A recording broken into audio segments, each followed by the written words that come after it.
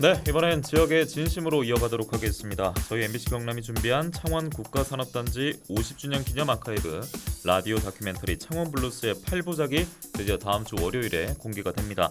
우리 국가 경제를 이끌어온 창원 국가산단 그 속에 숨어져 있는 이야기를 전해드릴 예정인데요. 제작진 출연자와 함께 뒷이야기를 미리 들어보겠습니다. MBC 경남 정은희 PD 나오셨고요. 삼성중공업 전 노동자 김규동 씨 함께하도록 하겠습니다. 안녕하세요. 안녕하세요. 네, 반갑습니다. 자, 다큐멘터리 제목이 이번에 창원 블루스입니다. 블루스 하면 이제 듣는 분들은 블루 파랑 아이가 하실 수도 있는데 블루스라는 게 이제 약간 우울함, 슬픔이 가미된 음악을 대변하지 않습니까? 그래서 창원 국가산단 50년을 다룬다는데 다소 어둡게 조명했을까? 이런 궁금증이 생깁니다. 절대 어두운 다큐멘터리는 아니고요. 예. 그 산단 50주년 이제 기념하면서 굉장히 오래 떠들썩하지 않았습니까? 그런데 과연 그 수치, 성과 속에 과연 사람들의 이야기는 얼마나 우리가 조명하고 있을까? 저는 거기에 대한 의구심이 있어서 이렇게 취재를 하는 과정에서 노동자분들의 희생이 굉장히 컸더라고요. 물론 많은 분들 계시겠지만 그래서 우리가 소위 기능직, 기술직 노동자분들을 블루칼라 이렇게 얘기를 하지 않습니까? 네네. 그래서 이제 그런데 중의적인 의미가 좀 있고요. 아, 네네. 예, 그리고 이 거대한 산단터를 기꺼이 내주신 분들은 과연 또 어떤 분들일까 하니까 원주민 분들이 굉장히 많이 계셨더라고요. 그래서 그분들의 애환도 이참에 좀 50년의 삶을 한번 되돌아볼 필요가 있지 않을까 해서 블루스라고 지었습니다. 그래서 오늘 네. 옷도 이제 블루 블루로. 컬러로 입고 오신 것 같고요. 말씀하신 그 우리나라 역사 속에 그 주인공을 저희가 모시게 된 것 같아요. 네, 오늘 김규동 선생님 모시게 됐는데 제가 처음에 소개도 전 삼성중공업 노동자라고 제가 소개를 해드렸거든요. 창원에는 그러면 거주하신 지가 얼마나 되셨죠? 창원에서 혹시 태어나셨습니까? 아니 해수로 이제 47년 됐는데요. 47년 거주 중이시고. 예예. 예. 삼성중공업에서 제가 한 20년 근무했고 예. IMF 때 이제 외국 자본으로 이제 회사가 팔려가지고 예, 볼보건설기계에서 이제 22년을 근무해서 예. 42년 하고 한 달 예, 근무한 후에 2020년에 정년 퇴직을 했습니다. 예. 제가 처음에 이제 드렸던 질문은 답은 안 하셨는데 창원에 태어나셨습니까? 그런데 지금 말씀을 들어보니까 예, 경남 분은 아니신 것 같네요. 예, 강원도 산골입니다. 강원도 산골이요? 예. 제가 강원도 잘 압니다. 강원도 어디요? 영월 영월이요? 영월군 북면 공길이 야, 리까지는 모르겠습니다만 창원까지는 거리는 꽤 멀지 않습니까? 예, 한 3시간 반 정도 걸립니다. 예. 아니 어떻게 창원까지 오게 되셨던 거예요? 하여튼 뭐 제가 이 국민학교하고 중학교는 이제 평창에서 졸업을 했고요. 강원도 평창에서. 예. 근데 이제 고등학교 갈 때쯤 되니까 형편이 어려워서 이제 고등학교를 못 갈 입장인데 네네. 그때 이제 담임 선생님이 야 규동아 그 부산에 가면은 기계공부가 있는데 예. 거기는 이제 국립이고 뭐 대통령이 세운 학교라더라. 음. 그러니까 거기 가면 이제 먹여주고 접어주고 기술까지 가르쳐 주는데 이제 돈이 거의 안 든다고 하니까 예. 거기 한번 가보지 않을래. 그래가지고 저는 야 그래도 저기 살 방법이 있구나 싶어서 예. 이 기차 타고 부산까지 유학을 오게 됐고요. 예. 그리고 이제 창원에 오게 된 거는 돈 벌러 왔죠. 부산에서 다시 창원으로 온 예, 계기는 예, 돈 벌러 왔는데 이제 예. 그때는 이 공부생들이 잘 팔리던 시기이기 때문에 어디든지 가고 싶은 대기업이든 어디든지 갈 수가 다 있었어요. 네네. 예, 그런데 이제 촌에 계신 엄마가 이제 어디서 들었는지 야 조선소 가면 사람이 많이 죽으니까 조선소는 가지 말아라. 그러니까 조선소는 울산인데 예. 삼성은 창원에 있단 말입니다. 그래서 그냥 그래서 창원으로 왔죠. 예. 아니 이런 시대적 배경이 있었으면은 그 당시에 기술을 배운다는 것은 스스로 자부심을 끌어올리는 그런 활동들이었겠네요. 근데 저는 우스운 게 이제 기술도 공부해서 저는 뭐 하는지 몰랐어요. 아 그런가요? 그러면 그러니까 가정 형편이나 이런 여러 가지 환경 속에 이제 가셨던 거고. 예, 그러니까 예. 이제 평창에서도 기계공부를 제가 처음으로 왔었기 때문에 예예예. 누가 선배가 있었으면 기계공부가 뭐 하는 데인지 알았을 텐데 그러니까 무턱대고 고등학교 간다고 해서 왔는데 예. 와 보니까 하여튼 엄청나게 이제 힘들고 기술 배우는 과정들이 예. 예, 고되더라고요.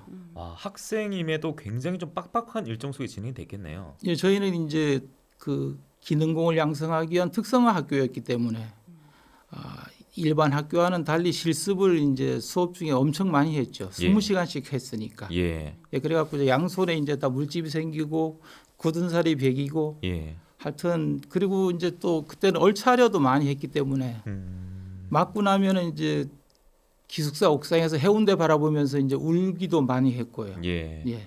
그렇게 이제 기능적인 면은 이제 그 정도 자부심이 있었고 정신적인 면에서도 이제 저희들이 이 조국근대화의 기술하는 이제 그런 견장을 차고 늘 이제 생활을 했기 때문에 예. 알게 모르게 이제 우리는 조국근대화를 책임질 기능공이구나. 예, 그렇게 또 양성됐다고 그렇게 생각이 들지요. 예, 저희가 유튜브 MK타카로는 관련 영상을 당시의 모습을 보여드리고 있는데 학생이지만 옷도 열어버렸을 것 같고요.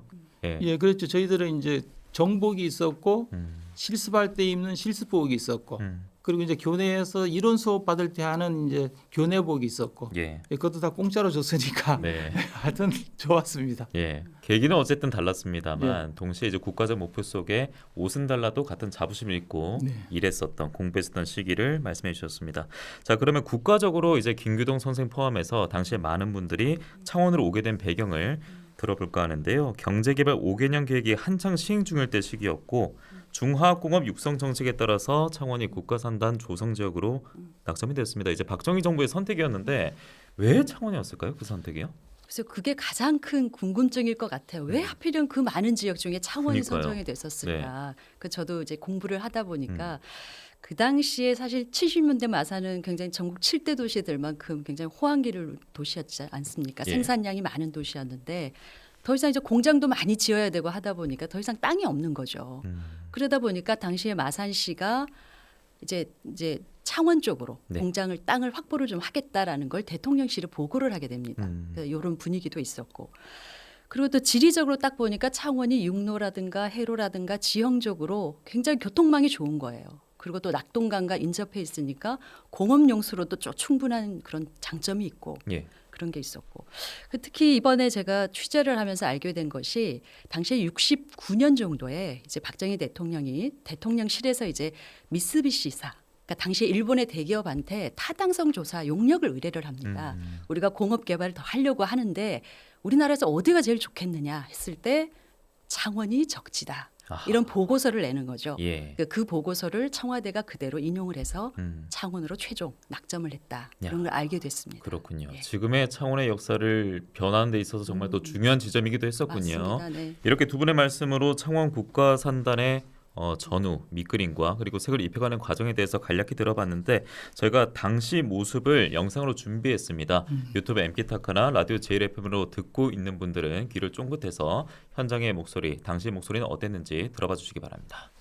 결의의 이정표가 될 이 창원 종합기계 공업기지 건설에 뛰어든 우리 기술진들은 제1차로 125만 8천 평의 산지 조성을 계획하고 이 호허벌판에 선을 깎고 강줄기를 메꾸기 시작했습니다.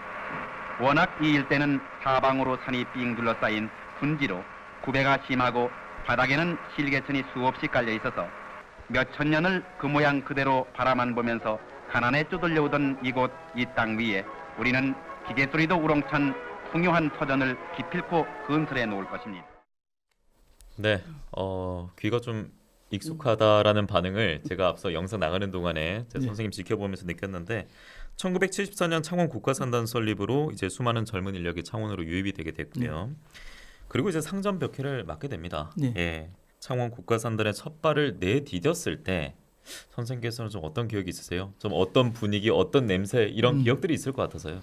하여튼 그 78년 12월 겨울에 저희들이 이제 창원 신촌 34번지에 왔었는데요. 아 예. 이제 회사에서 좀 버스를 타고 이제 내려 보니까 도로도 비포장 도로였고 봉암 다리도 없었고 하여튼 그 먼지만 펄펄 날리는데 참 칼바람은 불어치고 예. 그리고 이제 갯벌 쪽에 보면 이제 또 갈대들이 무성하고 한마디로 그래도 이제 부산 해운대에서 있었는데 번화가에 있었는데 그림은 좀 완전히 달랐겠네요. 예 와 보니까 공장만 크게 있으니까 야 이게 뭐지?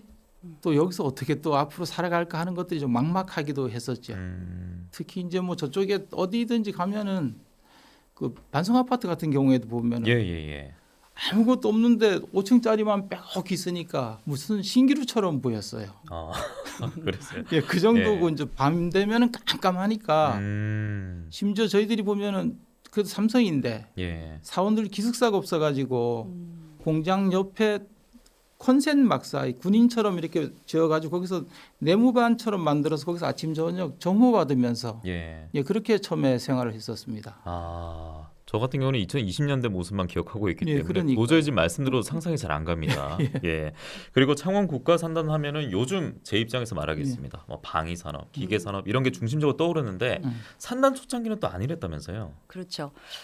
그 초창기 하면 이제 74년 4월에 네. 이제 박정희 대통령이 창원 공업기지를 이제 승인하는 사인을 하게 됩니다. 근데 72년도가 유신을 선언을 했잖아요. 유신을 확장하는데 이 정당성을 확보하기 위해서는 뭐라 성과를 내야 되기 때문에 네네. 무조건 100억 불 수출 이게 국가적인 모토였거든요.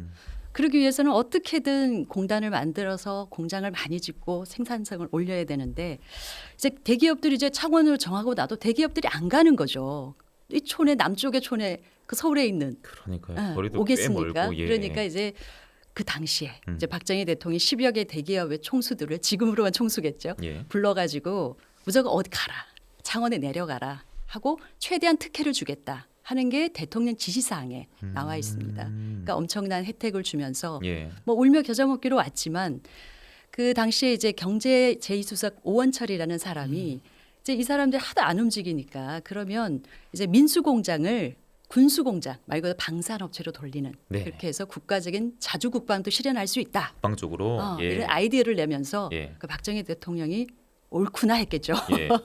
그러니까 대기업들을 유치를 하되 예. 굉장히 암암리에 지금은 그냥 기계를 생산하는 공장으로 평시에는 가지만 어떤 국가적인 위기가 닥쳤을 때 바로 군수 물자를 생산할 수 있는 걸로 전환을 하자 예. 이런 약속을 받게 됩니다. 아. 그렇게 해서 점점 이렇게 방산 업체로 성장을 하게 되는 거죠. 예. 당시에는 그 서울에 있는 노동자분들이 관광 그 버스로 왔는데 너무 허허벌판이니까 네네. 다들 불만이 어마어마했다더라고요. 그러니까 말씀하셨듯이 기숙사도 없고 예. 뭐 수도 시설도 제대로 없고 그런 상황에서 왔으니까 그러니까 정착할 때는 굉장히 어려움이 많았던 것 같습니다. 네. 그리고 정은희 PD가 말한 그 자주국방이나 어찌 네. 보면 열어보니까 이런 게 있었던 거잖아요. 그런 사실을 당시에 아셨어요?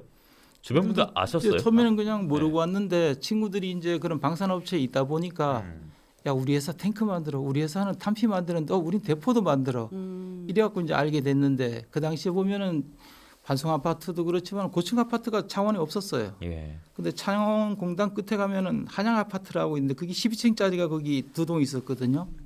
근데 저거는 왜 저렇게 서 있지 이제 그랬는데 애들 말로 이제 야 여기는 이제 방산업체 공장을 보호하는 방어용이야 저거는. 그리고 창원대로 저거 있지 저거는 전쟁 때는 활주로로 쓴대.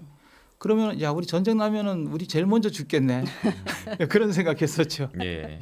이렇게 창원 국가 산단이 이제 중요한 그 변곡점이 됐습니다. 네. 왜냐하면 지금의 창원시는 창원 특례시 100만 인구를 지금 네. 보이고 있으니까요. 자 그런데 창원 국가 산단이 이제 생긴 거니까 그 전에 계셨던 분들이 계실 거잖아요. 이 원주민들의 목소리를 이번 다큐에도 담아냈다고 들었습니다. 맞습니다. 저희들이 좀 더 많은 분들을 만나 뵙지 못했지만 대표적으로 이제 몇 분들을 만나본 결과 그 당시에 저희들 사진 영상을 봐도 그렇고 굉장히 아름다운 논들이 많아요. 근데 남해 가면 다랭이 논 있잖아요. 네네. 그런 지형들이 굉장히 많더라고요. 그런 지형이 있던 분들. 그래서 70년대 이제 74년에 이제 국가적으로 공사에 들어가면서 그 당시에 창원군이었습니다. 이제 창원면 또 상남면, 웅남면 해서 70여 개 마을을 다 밀게 되죠. 네. 그러니까 거기에 얼마나 많은 주민분들이 계셨겠습니까? 거의 강제 예, 이주를 하게 강제 됐겠네요. 이주를 하게 됐죠. 근데 예. 대부분들이 그 당시에는 뭐 나라가 국가가 하는 일인데 반대를 그렇게 많이 안 했다고 하시더라고요. 근데 일부 격렬하게 반대하신 분들도 계셨지만 사실 얼마나 좀 고향을 떠나는 또 선산까지 다 포기를 해야 되는 상황이니까요. 예. 예, 그런 아픔이 많으셨더라고요. 그리고 뭐 제가 잘은 모릅니다만 당시에 이제 그 노동자를 바라보는 시선에서도 좀 오해가 있거나 이런 것도 있지 않았을까 싶은데 노동자들이라고 해서 장밋빛만 있었던 건 아니라고 또 역시나 알고 있습니다. 경제 성장 초석 또 빠른 시간 내에 수출 100만 달러 성과 이런 거를 이미 기치로 내세웠기 때문에 노동자들 고충도 컸을 텐데 지금은 중대재해처벌법, 산재 이런 얘기를 합니다만 네. 그 당시는 사실상 없었잖아요. 존재하지 않았잖아요. 듣도 보도 못했죠. 그렇죠. 예. 듣도 보도 못하고 하여튼 공장이 그냥 군대하고 거의 비슷했어요. 이제 회사에서 인사과에서 보면은 이제 저희들 안전화 신었는데 안전화 우리 흔히 조인트 깐다 그러잖아요. 복장 불량하면 조인트 까고 또 바리깡 이제 들고 다니면서 머리 길면은 머리도 밀고 예. 예, 그런 상황이었기 때문에 그래서 이제 그리고 다들 그런 분위기 속에서 일을 했기 때문에 예. 저게 힘든 건지 어려운 건지도 모르고 그냥 돈 벌러 오는 것이 돈 버는 게 저렇게 힘든 모양이구나. 예. 예, 그런 생각들만 했었고 음. 그리고 이제 그 당시 그래 힘들어도 이제 대망의 80년대 되면 우리가 이제 자가용을 갖고 쓸 수 있다는 그런 희망이 있었기 때문에 예. 열심히 일을 할 수밖에 없었고 또 시간을 많이 하면은 돈을 버니까 오히려 이제 반장 직장들한테 잔업 철야 특근 뭐 더 잘하게 해달라고 이래 가서 이렇게 좀 아부도 좀 하고 이제 예. 그랬던 기억들도 있어요. 네. 자, 이런 기억의 조각조각들을 하나하나 담아서 이번에 정은희 PD가 창원 블루스에 담아냈습니다. 분명 김규동님께서도 감회가 남다르실 것 같은데 이런 소식들을 잘 모르는 분들을 위해서 MBC 경남에서 준비한 이번 창원 블루스 좀 어떻게 듣고 또 유튜브를 통해서는 또 보여드리지 않습니까? 어떻게 보면 잘 볼 수 있는지 마무리 말씀으로 정리 부탁드리겠습니다. 네. 일단 한 도시가 이렇게 성장하기까지 그 뒤에는 헌신한 분들이 굉장히 많다는 거. 저희들은 철저히 사람들의 이야기 그리고 한 도시의 이야기라고 저는 생각을 하거든요. 여러분도 그렇게 좀 들어주셨으면 좋겠고 예. 다음 주 월요일부터 오전 8시 30분 제 1FM 하고요.